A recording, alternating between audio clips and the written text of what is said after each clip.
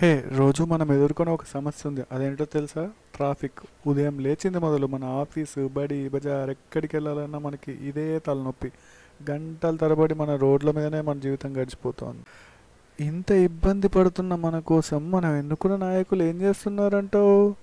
వాళ్ళకి ట్రాఫిక్ సమస్య తెలుసా? తెలిసే ఉంటుంది. కానీ ఎందుకు పరిష్కారం లేదు? ఎందుకంటే వాళ్ళ బండ్లకు సైరన్స్ ఉంటాయి. వాళ్ళకు ట్రాఫిక్ ఆపే అధికారం ఉంటుంది. వాళ్ళు వెళ్ళేటప్పుడు ట్రాఫిక్ ఆపేస్తారు. కానీ మనం మాత్రం అక్కడే ఆగిపోతాం గంటల తరబడి. ఇంకా ఎన్నికల సమయం వచ్చేసింది.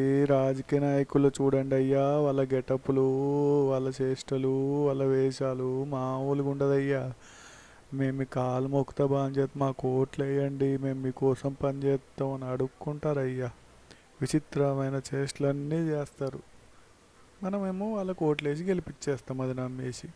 అసలు ప్రశ్న ఏంటంటే ఈ జనాలకి, ఈ నాయకులు ఎవరి కోసం పనిచేస్తున్నారు? మనం వాళ్ళ కోసం చేస్తున్నామా, లేక వాళ్ళు మన కోసం చేస్తున్నారా? ఇది మన దేశంలోనైనా విదేశాల్లో కూడా అలానే ఉంటుందా?